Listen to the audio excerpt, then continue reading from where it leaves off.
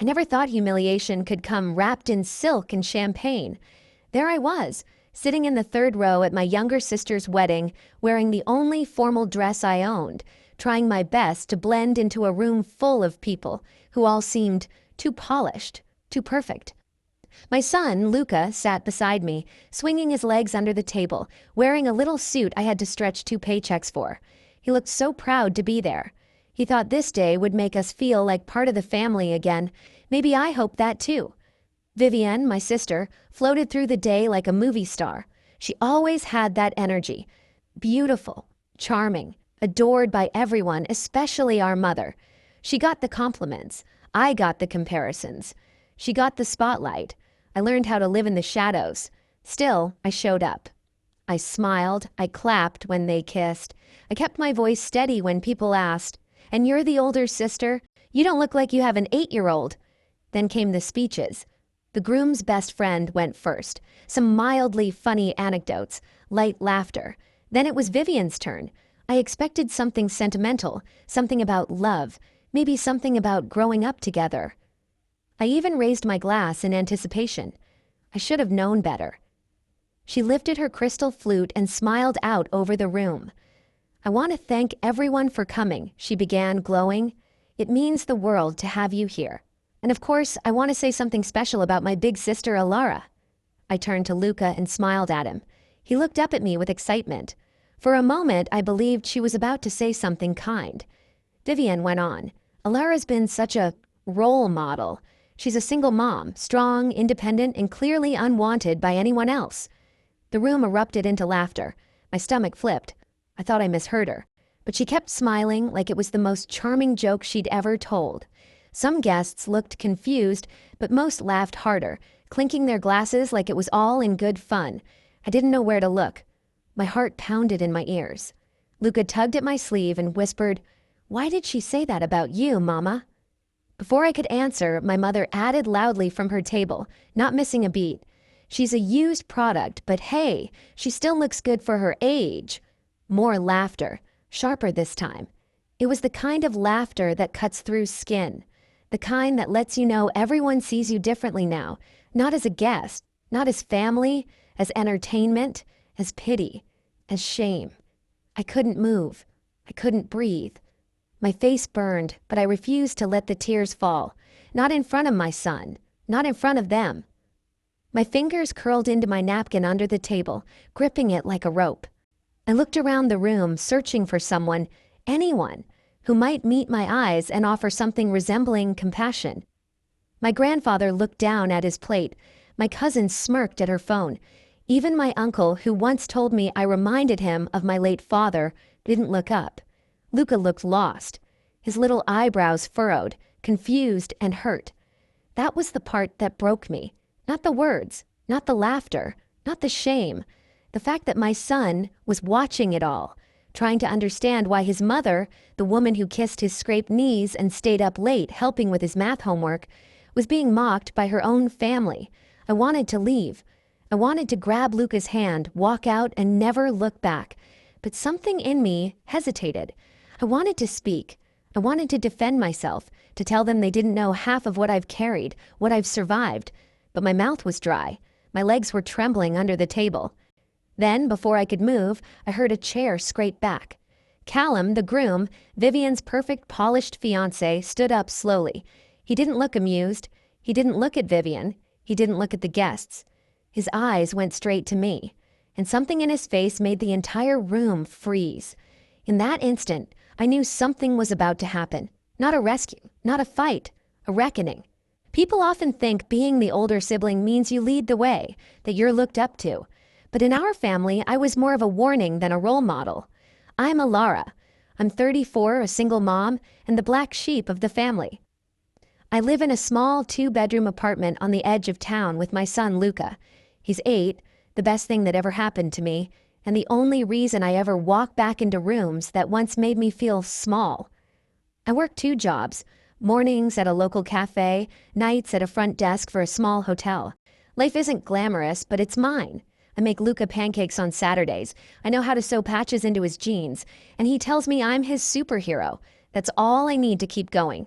But being a single mom in my family meant I was the one who failed. My mother, Judith, made sure I felt it at every holiday dinner. She believes in appearances. That's why she tells people Vivian's wedding is a second chance for the family name. Vivian is 5 years younger than me. She's beautiful, successful, always had everything handed to her, and always knew how to make it look like she earned it. She's the golden child. Judith adores her. If Vivian sneezed, our mother would bless her with a silk handkerchief. If I got sick, she told me to take vitamins and stop being dramatic. When I got pregnant with Luca, everything changed. I was 25, newly in love with a man who swore he'd stand by me. By month 5, he vanished. No note, no explanation, just gone. My family didn't ask questions. They didn't offer help. They gave me silence, judgment, and I told you so. But I had Luca, and when I held him for the first time, every cruel word they ever said became white noise. Still, deep down, I hoped they'd eventually see me, not just as a single mom, but as someone worth loving. Maybe that's why, when I got Vivian's wedding invitation, I said yes, even though I wasn't part of the bridal party, even though my name was spelled wrong on the RSVP card, even though I had to rent my dress and do my own hair in the bathroom mirror while Luca practiced smiling in his little tie. I told myself it was for closure, that maybe, just maybe, this was my family's way of extending a quiet olive branch. The venue was beautiful, white roses everywhere, gold-accented tableware, a string quartet playing in the distance. Vivian looked like she belonged in a bridal magazine. She was all smiles and sparkle, basking in every compliment and camera flash. When she passed me, her smile faltered. "You made it," she said, like she hadn't expected me to. She looked down at Luca and added, "He's getting big." No hug, no warmth, just small talk, then back to the spotlight. Judith didn't acknowledge me at all. She walked past me like I was one of the servers, but Luca was glowing. He thought the chandelier looked like a spaceship. He whispered that Vivian looked like a princess. And when I saw how happy he was just being there, I decided to stay for the reception, even though I could feel that familiar ache of not belonging settle in my chest. I found our table 9 near the back by the restrooms. I laughed to myself, fitting. We ate our salads. I helped Luca with his tie when he got chocolate mousse on it. I avoided eye contact with my mother and tried not to listen when I heard my name whispered across clinking glasses. Then the speeches started, and I realized this night wasn't going to be about family unity or forgiveness. It was going to be another stage for Vivian to shine, and I was about to become her punchline. It started the way most wedding speeches do, warm, sugary, just a touch over-rehearsed. Vivian stood up with perfect posture, holding a champagne flute in her freshly manicured hand. Her dress shimmered under the reception lights, and the room instantly hushed in anticipation. She smiled, pausing just long enough for everyone to settle. "I want to thank all of you for being here," she began. "It's the happiest day of my life, and I'm surrounded by the people who mean everything to me." I watched from the back table, trying to convince myself that I was included in that sentence. Luca was perched on the edge of his chair beside me, kicking his legs, completely enchanted by the whole fairy tale of it. Vivian continued, speaking sweetly about her new husband Callum, about love, timing, and fate. I relaxed a little. Maybe, just maybe, this speech wouldn't turn into something cruel. Then she shifted. "And of course," she said with a sly smile, "I want to give a shout-out to my big sister, Alara. You've always been such a strong example." The spotlight moved. I could feel eyes turning toward me. I sat up a little straighter. I smiled politely. Vivian continued, her voice light but pointed. "She's the bravest woman I know. She raised a child on her own. No husband, no partner, just her and, well, whoever was kind enough to babysit." The room chuckled. My stomach tightened. "But seriously," she added, "it's incredible how she's managed. A single mom, unwanted by anyone, but still showing up." Laughter. Real, loud, unfiltered laughter. I felt the breath leave my body. My cheeks flushed hot. My hands froze around the napkin in my lap. I glanced at Luca. He was frowning, confused, glancing around like he was trying to understand why people were laughing at his mom. Then came the worst part. My mother, Judith, laughed louder than anyone. She leaned toward her table mates and added, just loud enough to carry, "She's a used product, but she still polishes up well." Another wave of laughter. the kind that didn't even try to hide its cruelty. My vision blurred for a second. It felt like being slapped, except no one had touched me. Everyone just laughed around me like it was normal, like it was acceptable to mock a woman who had spent nearly a decade working herself to the bone to raise her son with dignity and warmth, like being alone made me less. I looked down at Luca. His smile had vanished. He leaned into me, whispering, "Why did she say that? What does she mean?" I wanted to answer, but I couldn't find the words. I couldn't protect him from this moment. I couldn't shield him from the way our family saw me. That kind of pain doesn't hide well. My heart raced. I looked around the room for an exit, for someone who might step in, someone who might say, "Enough." But no one did. Some people looked uncomfortable, but they didn't speak. They just looked at their glasses, their plates, their phones. Even Grandpa Norman, who used to call me his little lion when I was a kid, avoided my gaze. He was there. But in that moment, he wasn't with me. I was alone. Again. The thing is, I could have taken it if it were just me. I've spent years swallowing that kind of treatment. I could have smiled, taken Luca by the hand, and left quietly with my head held high. But seeing the confusion in my son's eyes, seeing him trying to understand why the people clapping and toasting were suddenly laughing at his mother, it cracked something open in me. I stood. Not because I knew what I was going to say, not because I wanted to make a scene. I just needed to get out of that room. I needed air. I needed to breathe without choking on the shame they were handing me. I pushed my chair back, my hands trembling. And then, from the head table, another chair scraped against the floor. Callum, the groom, stood up. He looked pale. His jaw was tight. He took the microphone from Vivian without asking. The room went silent. It was like the temperature dropped. No more laughter, no more whispers, just this stillness. And I knew. Whatever came next wasn't part of the plan. Callum stood with one hand still resting on the table and the other clutching the microphone. His eyes were locked on me. Not on Vivian, not on Judith, not on the laughing crowd, but on me. For a second, I thought maybe he'd make another joke, smooth things over, say something charming to diffuse the tension. That's what people usually do in my family, brush it under the rug, pretend it didn't happen, call it humor, call it tradition. But that's not what he did. He didn't smile, he didn't laugh. His face was tight with something I couldn't quite read. Anger maybe, but deeper. Like disappointment mixed with disbelief. Before he could speak, I pushed my chair in and reached for Luca's hand. I was ready to leave. Quietly. With grace. I wasn't going to give them the satisfaction of seeing me cry or break. I'd done it before. I could do it again. But as I turned to step away, Callum's voice rang out. Low, firm, calm.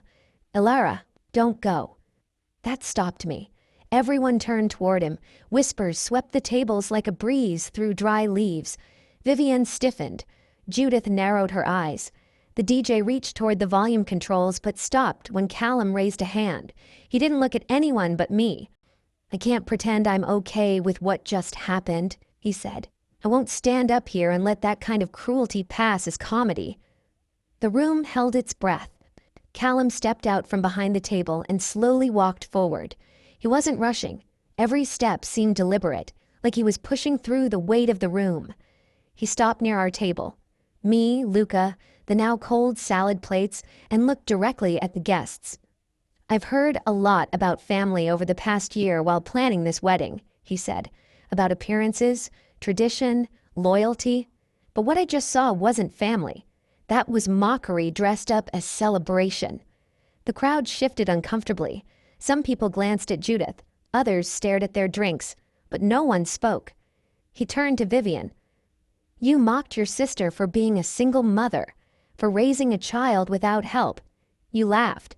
And worse, you made her son watch it happen." Vivian opened her mouth, but no sound came out. Callum didn't wait for her to answer. She didn't ask to be put in that position. But she did it. She showed up today. She sat in the back, she smiled, she brought her son to witness your big day. And you turned that into a joke? I had never seen Vivian look small until that moment. Callum turned again to the room. Elara didn't stand here to defend herself. She didn't ask for sympathy. She's never needed a stage. But I won't stay silent. Because if I'm about to marry into a family that sees cruelty as humor and shame as tradition, then I need to reconsider what kind of man I want to be. A gasp rippled through the guests. A woman at the next table whispered, "Is this real?" Someone dropped a fork. Luca looked up at me with wide eyes. I didn't know what to do. I'd come here expecting to survive the evening. I didn't expect to be defended. Not like this. Not in front of everyone.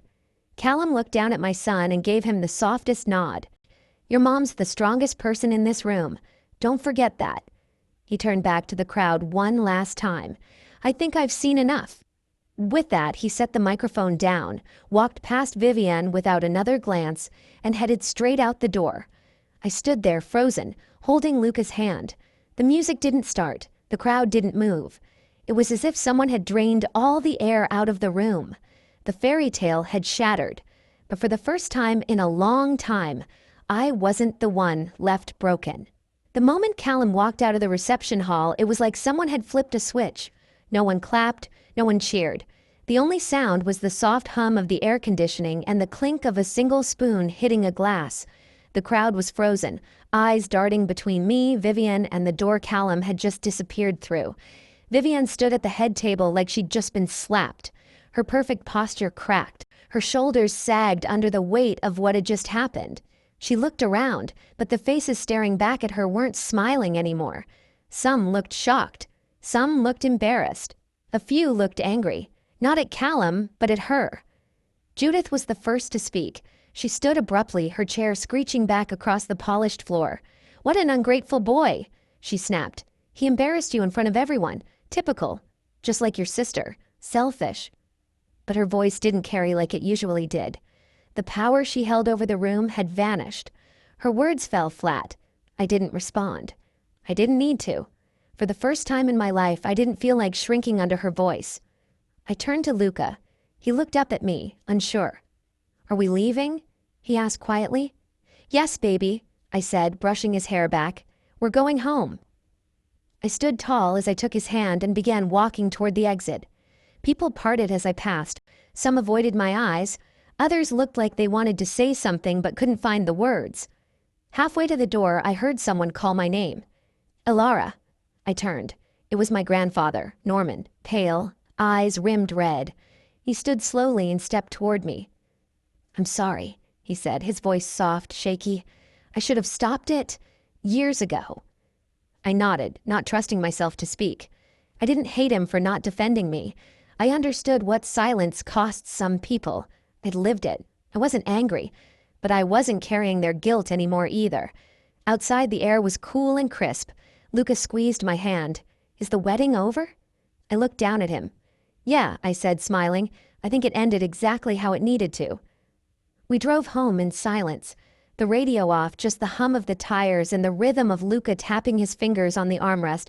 I tucked him in that night, kissed his forehead, and lingered by his door a little longer than usual. He didn't ask any more questions. He didn't need to. The next morning, I woke up to a dozen missed calls from unknown numbers, distant cousins, even a couple of guests I barely knew. I ignored them all. My phone buzzed again. A text from a friend who had been at the wedding. "Someone recorded Callum's speech. It's on Facebook. Over 50,000 views already. You need to see the comments. People are standing up for you." I opened the video. There it was. Callum's voice, calm and direct, standing up to an entire room, and there I was, frozen in the frame, holding Luca's hand. The comments were full of support. This man is a hero. She deserved better. I'm crying watching this. Every single mom out there just got a little bit of justice. I didn't cry. I didn't smile either. I just felt still. Like something that had been clenching inside me for years had finally let go. That week, Vivienne tried to spin the story. She said Callum overreacted, that it was just a joke, that people were too sensitive. But the truth had already landed, and no one was laughing anymore. A few days later, a small bouquet of wildflowers showed up at my apartment. No note, just a little card that read, "To the Lioness." I didn't need to ask who it was from. The wedding didn't happen. But something more important did. For once, I wasn't the one carrying the shame. I wasn't the one who had to apologize. I walked out of that room with my son, my dignity, and my head held high. And somewhere out there, someone reminded a room full of people, and maybe the whole internet, what it really means to be strong. It's been 6 months since the wedding that never happened. Vivienne and Callum officially called off the engagement. There was no statement, no drama, no follow-up post, just a quiet erasure of what was supposed to be a perfect day. Vivienne returned to her social circle like nothing had happened. The pictures from that night disappeared from her feed. She hasn't reached out to me. I'm not sure I expected her to. Judith called once. Not to apologize, but to say I had embarrassed the family by not laughing along. I listened for exactly 30 seconds, then told her something I never thought I'd have the strength to say. I'm not your scapegoat anymore. Then I hung up. It wasn't angry. It wasn't dramatic. It was clean. Simple. Final. I realized, after everything, I didn't need a grand apology from my family. I didn't need them to suddenly change or recognize my worth. I just needed to stop waiting for their permission to see it in myself. My life didn't transform overnight. I still work long hours. I still make 2 dinners some nights because Luca wants pancakes and I want something green. But I carry myself differently now. I'm not hunched under years of quiet shame. I don't hide in the back of rooms anymore. Luca's changed, too. He asks more questions now, smart ones. He wants to know why some people are cruel and why others are brave. He talks about Callum like he's a Marvel hero. Sometimes he pretends to give speeches with his action figures, standing up for the little guy. I watch him, and I know, deep in my bones, that he saw something that night that will shape the kind of man he'll become. Strong, gentle, unafraid to speak when it counts. One night, while we were brushing our teeth, Luca looked up at me in the mirror and asked, "Mom, are you still sad about what Aunt Vivienne said?" I paused, then said, "Not anymore." "Why?" He shrugged, toothpaste on his chin. "Because I think you won, even though it wasn't a fight."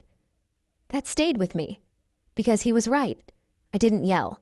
I didn't insult anyone back. I didn't demand justice or cry in public or make a scene. I simply stood up, held my son's hand, and walked away. And someone else, someone unexpected, decided that silence wasn't good enough anymore. Callum didn't just stand up for me. He reminded everyone in that room what love actually looks like. Not the kind that wears a tuxedo or walks down the aisle. The kind that sees someone being hurt and says, "No, not today." If I've learned anything, it's this. Being alone doesn't mean you're unwanted. Being kind doesn't make you weak. And dignity, once reclaimed, is something no one can take from you again. So no, I didn't dance at my sister's wedding. I didn't toast or toss a bouquet or cry happy tears under fairy lights. But I did leave with something better than approval. I left with my head high, my son beside me, and the deep, quiet certainty that I no longer need to explain myself to anyone. That is the ending no one expected, and exactly the one I deserved. If this story moved you, if you've ever been made to feel small or silenced in a room full of people who should have stood by you, know this. Your voice matters, your dignity matters, and you are not alone. If you found strength in this story, please take a moment to like this video, share it with someone who needs to hear it, and leave a comment below. I'd love to know, have you ever experienced a moment where someone finally stood up for you, or where you had to stand up for yourself?